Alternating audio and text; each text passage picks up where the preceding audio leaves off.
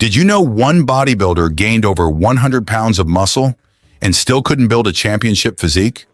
Another spent years using powerful steroids, yet judges kept criticizing the exact same body part, and one bodybuilding legend came closer to winning Mr. Olympia than almost anyone else. But genetics still said, no.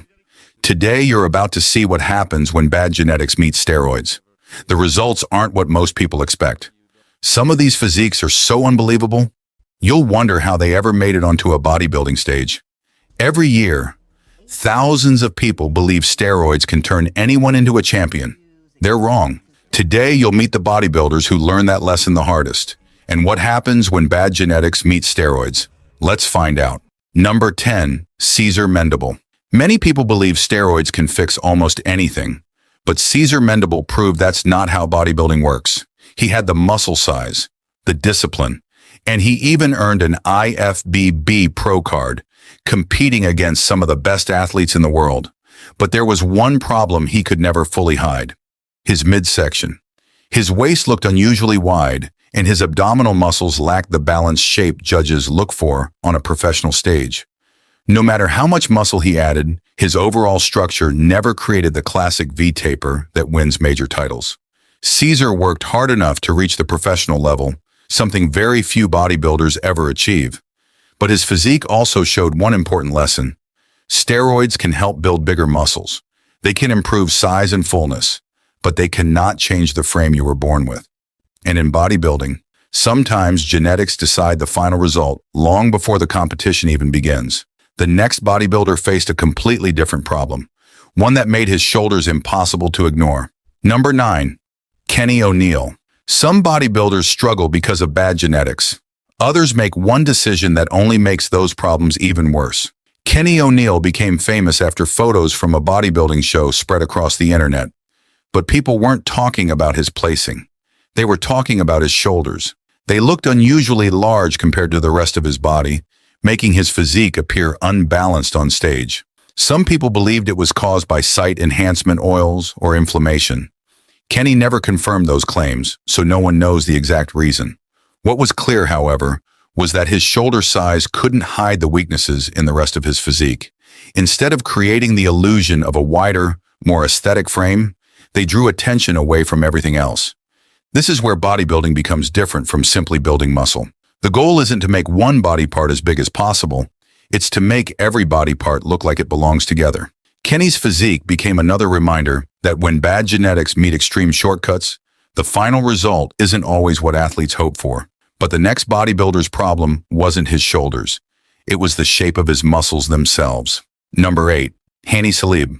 Some bodybuilders have plenty of muscle, but muscle alone doesn't guarantee a winning physique. Hani Salib is one of those athletes. At first, his size looks impressive, but the longer you look, the more unusual details begin to stand out.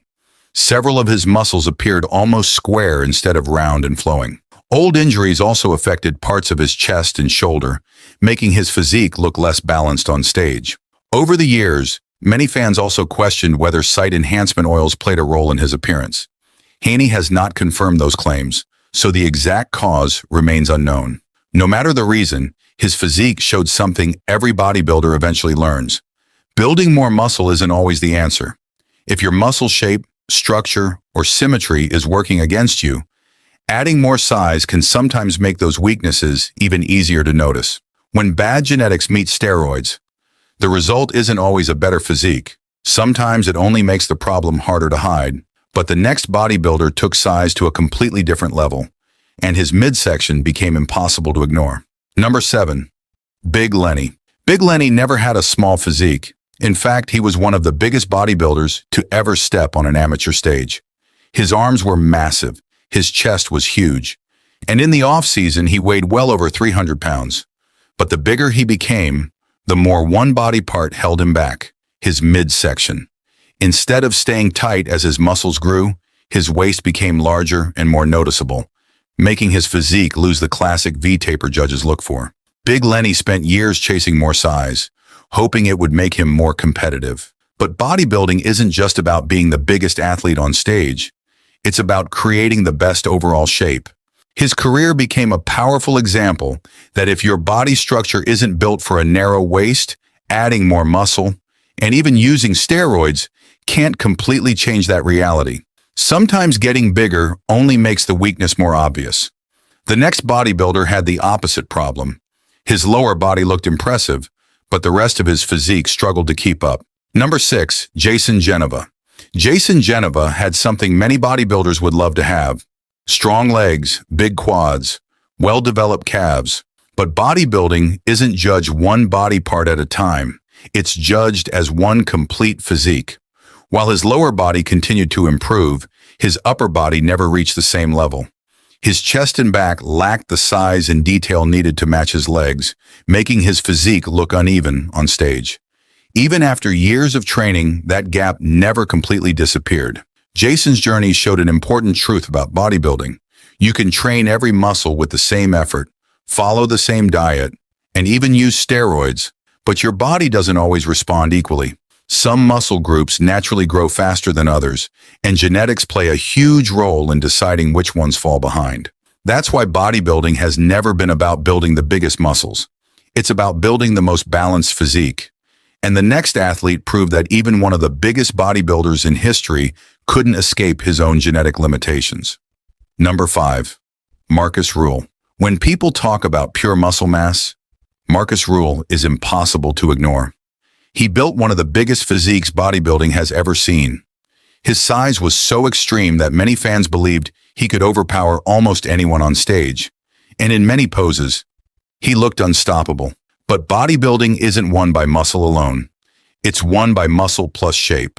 Marcus had one genetic feature he could never fully change: his waist. No matter how much he trained or how much muscle he added, his midsection remained wider than many of his top competitors. That made it harder to create the dramatic V-taper judges wanted to see. Athletes with less muscle, but naturally narrower waists and better proportions, often finished ahead of him. Marcus proved something that surprises many new bodybuilding fans. More muscle doesn't automatically mean a better physique. When bad genetics meet steroids, the muscles may become unbelievable, but they still grow on the same frame you were born with. And in professional bodybuilding, that frame can be the difference between winning the biggest title in the world or watching someone with better genetics take it instead. But the next athlete showed what can happen when chasing more size pushes the body far beyond its natural limits. Number 4, Greg Kovach. If you think the biggest bodybuilder always wins, Greg Kovach proves that's not true. Standing around 6 feet 4 inches tall and weighing well over 400 pounds in the off-season, Greg was one of the largest bodybuilders the sport had ever seen. His size shocked everyone, but when he stepped on stage, judges weren't looking for the biggest athlete. They were looking for the best physique. Despite carrying incredible muscle mass, Greg struggled with conditioning and overall balance. His waist appeared too large, his muscle definition wasn't as sharp as the top professionals, and his physique often lacked the clean, polished look needed to compete for major titles. Greg's career became a perfect example of one of bodybuilding's hardest lessons. Bigger isn't always better. Steroids and extreme bulking can add an incredible amount of muscle, but they can't give you a naturally aesthetic structure or the crisp muscle separation that elite genetics provide. Sometimes the more size an athlete gains, the easier it becomes to see the limits that genetics never allowed them to overcome. And the next bodybuilder took muscle growth to such an extreme that many fans wondered if the human body was ever meant to look that way. Number 3, Dave Palumbo.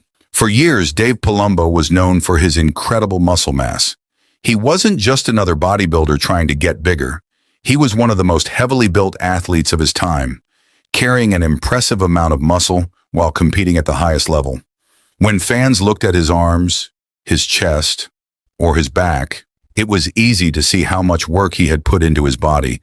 But as the years passed, one problem slowly became impossible to ignore: his midsection. Instead of staying tight as his body grew larger, his stomach became noticeably wider and more extended.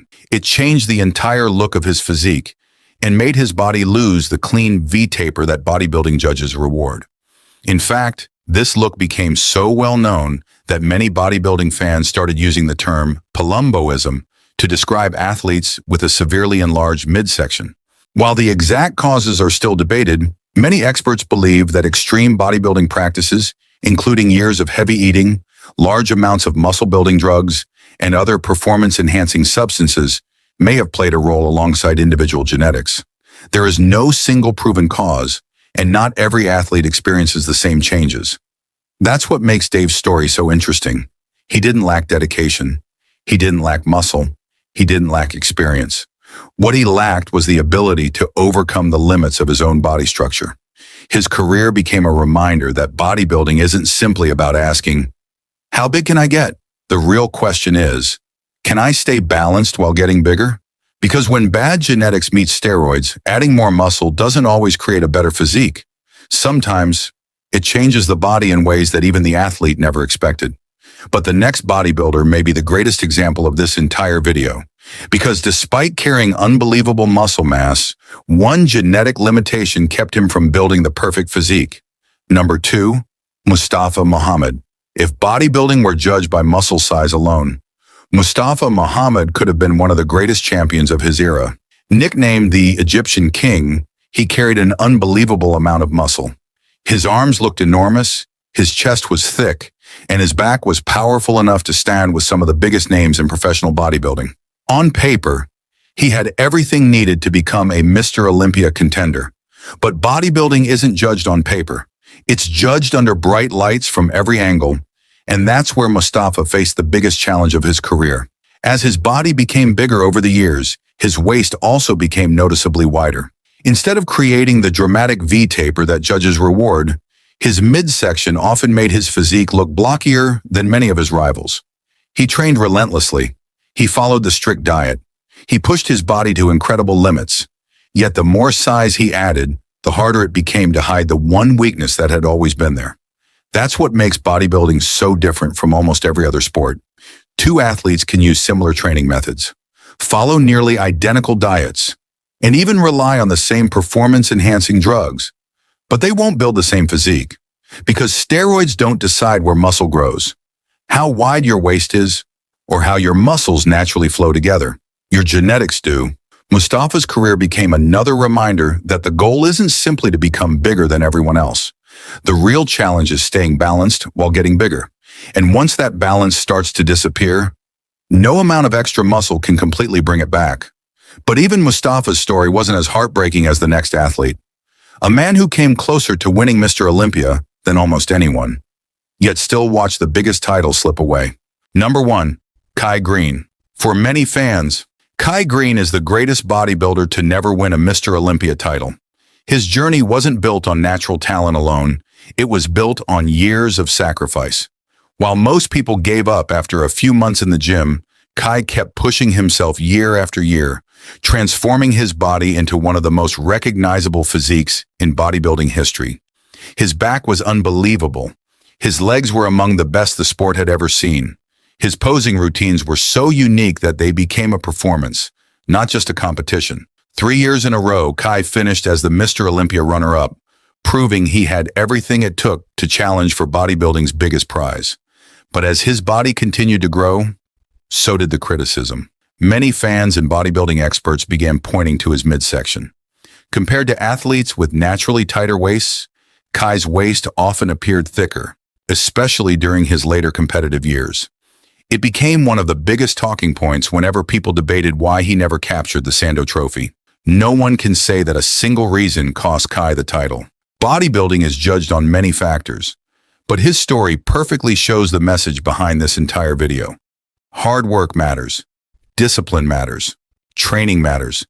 Even steroids can help an athlete build unbelievable amounts of muscle, but none of them can completely rewrite the body you were born with. That's why two bodybuilders can train just as hard, follow similar diets, and make the same sacrifices, yet stand next to each other on stage and look completely different. Kai Greene proved that even one of the hardest working bodybuilders in history couldn't escape the one opponent every athlete is born with: genetics. And that's the biggest lesson bodybuilding has ever taught us. Steroids can make you bigger, but they can never make you genetically perfect.